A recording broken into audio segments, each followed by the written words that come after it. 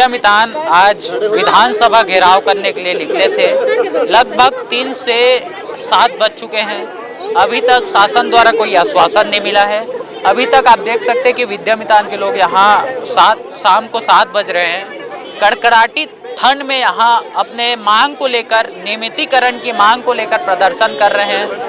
लगातार शासन प्रशासन के अधिकारी आ भी रहे हैं, बातचीत भी कर रहे हैं, लेकिन विद्यामितान अपनी मांगों को लेकर अड़े हुए हैं, क्योंकि अभी ठंड का समय है। ठंड भी इतना बहुत बढ़ गया है। कई 2 महिलाओं को भी यहाँ जख्मी चोट भी आई है, जो मेकाहारा अस्पताल में भर्ती कराया गया है। कुछ दीदी उससे जानेंगे। लगातार 3 से 7 बज गए, अभी तक कोई आश्वासन नहीं मिल पा रहा है। आपको कब तक बैठने की तैयारी है यहाँ? जब तक प्रतिनिधि नहीं आएंगे और जब तक हमारा नियमितीकरण नहीं होगा, हम यथावत यहाँ पर बैठे रहेंगे, चाहे जो भी हो जाए। आज हम अपने घर से और हड़ताल स्थल में आज हम 60 दिनों से यही सोच कर आए हैं कि नियमितीकरण यहाँ से लेकर जाएंगे, चाहे जैसे भी हो। आप लोग की सिर्फ एक नियमितीकरण मांग है कि और कुछ मांग है? नहीं, हमारी एक ही मांग है कि हमारे समस्त विद्यामितान जो 2516 है, उन सब की नियमितीकरण और शिक्षाकर्मी एक में यदि वो मर्ज कर दें तो हमारी सारी मांगें पूरी होंगी और हम अपने घर यथावत जा पाएंगे। इससे पहले शिक्षा मंत्री से भी कुछ आश्वासन मिला था, लेटर मिला था? जी, शिक्षा मंत्री ने तो अपने आदेश लेटर में जारी कर चुके हैं कि समस्त विद्यामितान शिक्षकों को शिक्षाकर्मी वर्ग एक में मर्ज किया जाए। सचिव महोदय भी लेटर जारी कर चुके हैं और माननीय हमारे TS बाबा जी स्वास्थ्य मंत्री के द्वारा भी कहा गया है कि मैं अपने विभाग में इनको शिक्षक पंचायत में मर्ज करने के लिए भी तैयार हूं। पर पता नहीं हमारी बात को कौन और क्यों रोक रहा है और CM की क्या मंशा है और वो हमसे बात करना भी क्यों नहीं चाह रहे हैं। हमारे कई साथियों की अभी तक मृत्यु भी हो गई है और आज 63 दिन से हम लगातार हड़ताल पर भी बने हुए हैं, लेकिन अभी तक हमारे लिए छत्तीसगढ़िया सरकार होने के बाद भी हमारी आज तक कोई सुध नहीं ली गई है। 64 लगभग 63 दिन हो गए। कहाँ से आए आप लोग हड़ताल करने के लिए? मैं धमतरी जिला रहती हूँ और जब तक कि हमारे लिए सरकार अगर कुछ नहीं सोचती है, हम तो एक ही मांग कर रहे हैं ना कि शिक्षाकर्मी वर्ग एक में ही मर्ज कर दे। उनके लिए कोई वित्तीय भार भी नहीं आएगा। तो हमारी एक ही प्रार्थना है कि हमें सिर्फ शिक्षाकर्मी वर्ग एक में मर्ज कर दे, हमारे लिए लेटर निकाले और जब तक कि नहीं निकालेंगे आज हम लोग नहीं उठने वाले हैं। किन किन क्षेत्र में मैम बच्चे लोग को पढ़ाते हैं आप लोग ज़्यादातर?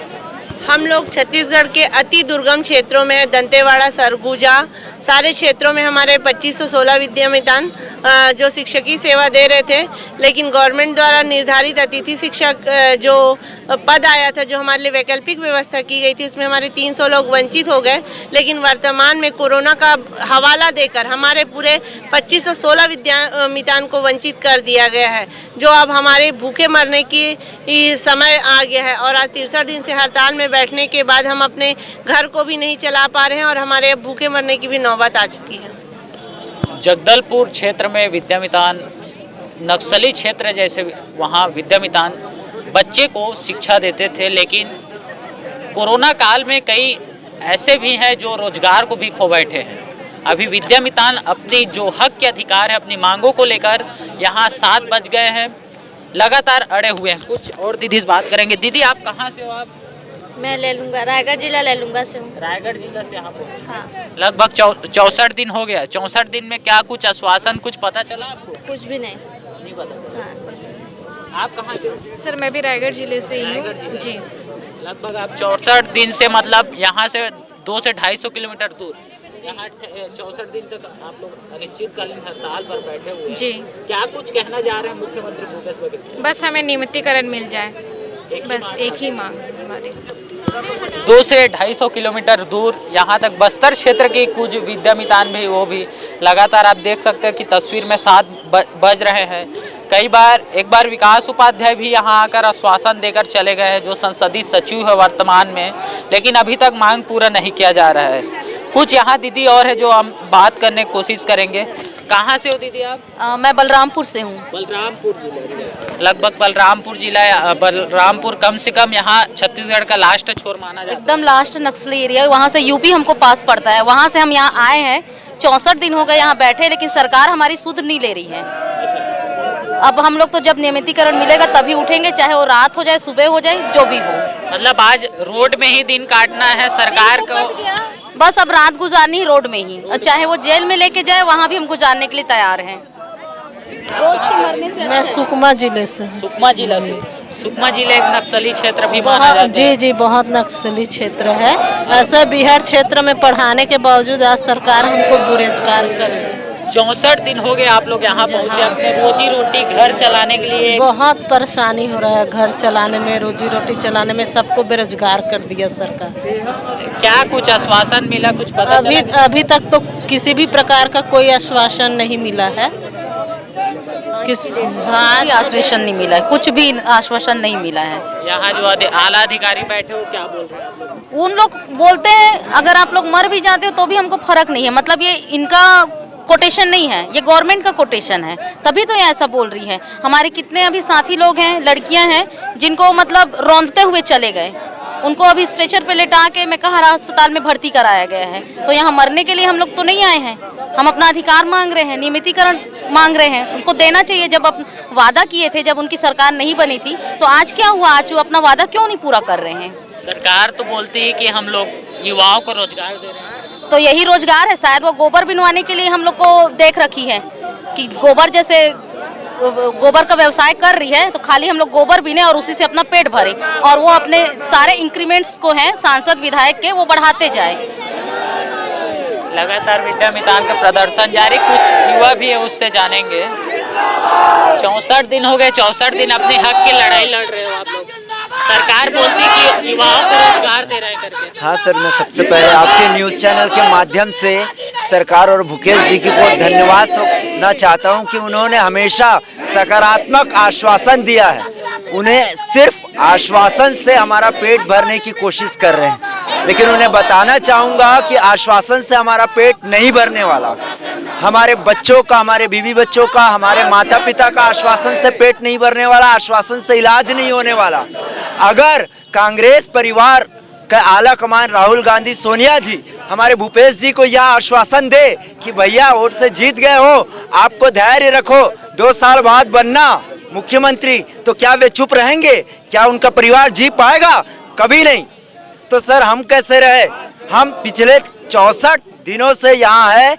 पिछले बार 28 दिनों के हड़ताल में जूस पिलाने भूपेश जी आए थे। आज इतनी संवेदना नहीं है, कम से कम नियमितीकरण ना दे, कुछ ना बोले, कम से कम कैसे हो मेरे बच्चों करके पूछने नहीं आए। कांग्रेस परिवार का कोई सदस्य नहीं आया। इसी के लिए आज बेबस होकर हम इस सड़क पर बैठे हैं और यहाँ तब तक बैठे रहेंगे सर जब तक कोई आला कमान ना आए, या हमें जेल जाए या यहाँ मरना पड़े। हमें नियमितीकरण। बाबा भी पहुँचा था शायद जूस पिलाने। जीएस बाबा ही नहीं सर, आज के सारे मंत्री, विधायक और हमारे शिक्षा मंत्री, सारे के सारे, ऐसा कोई भी मंत्री और सांसद और विधायक नहीं है जो हमारे हड़ताल में ना पहुंचा हो। आज जितने भी आला कमान है सारे के सारे हमारे हड़ताल में पहुंचे थे और हमें आश्वासन दिया था। जीतने के बाद शिक्षा मंत्री ने हमें लिखित में दिया था कि शिक्षाकर्मी 1 में हमें मर्ज करेंगे। उसके बावजूद भी हमें अनदेखा किया जा रहा है और सिर्फ हमें आश्वासन के भरोसे आपका एडजस्टमेंट होगा, स्कूल खुलने के बाद होगा, या बोल बोल कर हमें किनारा किया जा रहा है हमेशा की तरह।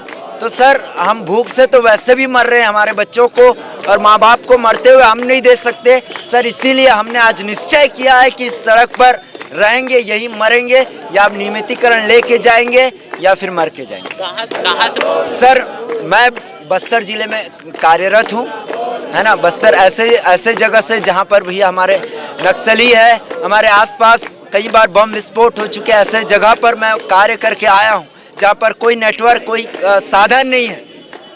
और वहाँ के बच्चों को हम सिर्फ पढ़ाई नहीं, वहाँ की क्या कैसे रहना है और आपके क्या बोलना चाहिए, स्कूलों को कैसा करना, हम सब कुछ करते हैं। उसके बावजूद भी हमारी अच्छाई, हमारी चीज़ें सरकार को दिखाई दे रही है, वो बोलती है, लेकिन सर बोलने से और आश्वासन से हमारा पेट भर जाता तो बात ही क्या। बच्चों को पढ़ाने में कितना दिक्कत होता है, क्योंकि नक्सल क्षेत्र में अक्सर स्कूल तोड़ दिए जाते हैं नक्सली। हाँ सर, आप देख रहे हैं बहुत दिक्कतें आती है। हम किस तरह से नदी नाले पार कर जाते हैं और पढ़ाते हैं, वो हमारा दर्द हम ही समझ सकते हैं। हम कई बार इन दिक्कतों को, अपनी परेशानियों को विधायकों को, मंत्रियों को कई बार सर उनके दौर में जा जाकर दिए हैं कई बार, और हमें हर बार यह आश्वासन मिला है। और कोरोना काल में लोग यहाँ बस केंद्रीय मंत्री के आपके मोदी जी कह रहे हैं कि भैया किसी को नहीं हटाना है, और भूपेश जी भी कहते हैं कि सैलरी देना है, किसी को नौकरी से नहीं हटाना है। सर मैं 2 साल से वंचित विद्यामितान हूँ, 2 साल से, है ना, और किस तरह से जी रहा हूँ वो मुझे ही पता है।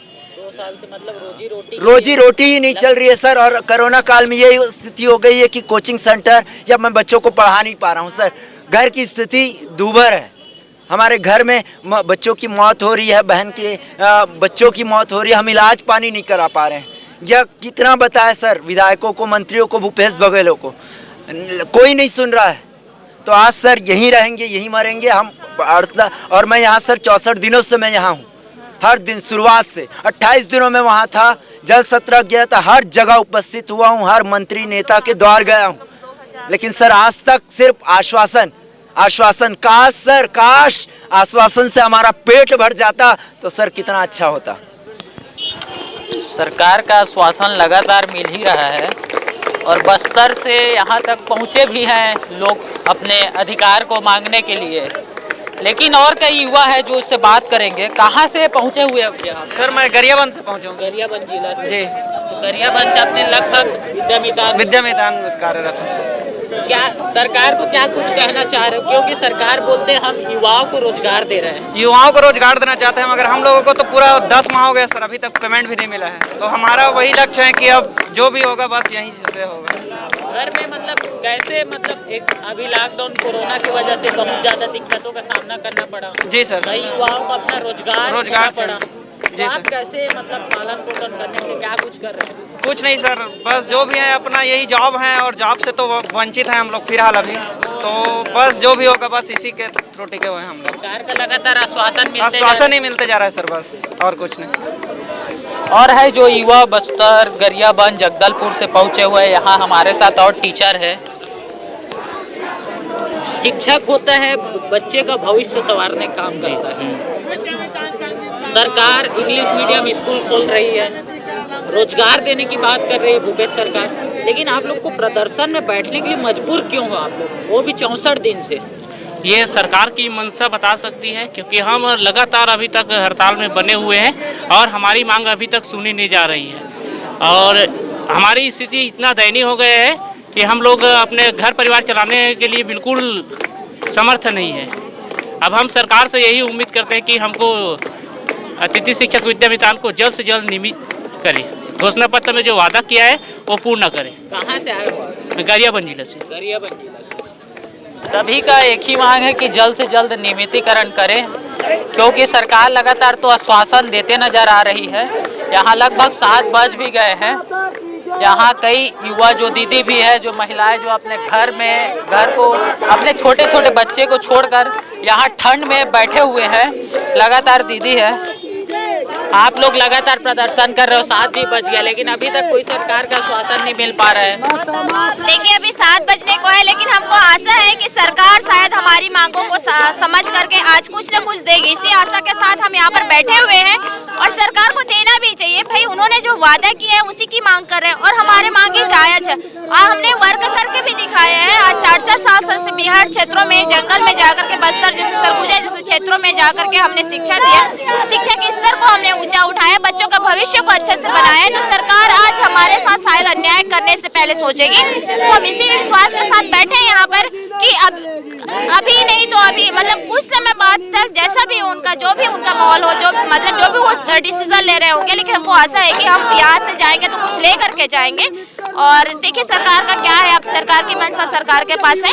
तो हम चाहते हैं कि जो उन्होंने वादा किया है तो वो वादा हमको आज दे दें और हम खुशी हम अपने घर को जाना चाहते हैं। और हम ये प्रदर्शन करके सरकार का हम बिल्कुल भी हम उनका विरोध नहीं कर रहे हैं, क्योंकि हमारे पेट में, कहना चाहिए कि हमारे पेट भूखा है। हम लोग अभी 10 महीने से बेरोजगार है। पूरे 2516 विद्यामितान हमारे पूरे बेरोजगार है। घर की कंडीशन जो है बहुत ही खराब हो गया है। मम्मी पापा, मतलब परिवार को पालना बहुत ही, मतलब अभी कोरोना काल में हमारे लिए बहुत संकट स्थिति। कहाँ से आए हो आप? कहाँ से? कोंडा गाँव जी।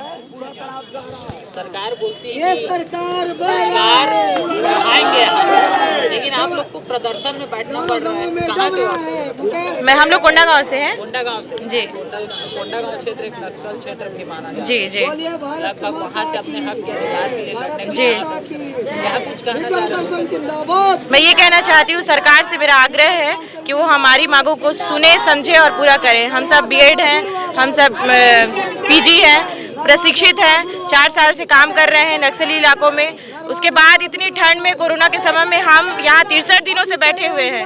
उसके बावजूद सरकार हमारी बात नहीं सुन रही है। हम उनके बच्चे हैं, हमारे साथ इस तरह से ना करें, हमारी मांगों को पूरा करें। अभी लगातार कुछ आश्वासन मिला आप लोग को? नहीं, अब तक कुछ भी नहीं, अभी तक कुछ भी नहीं मिला है।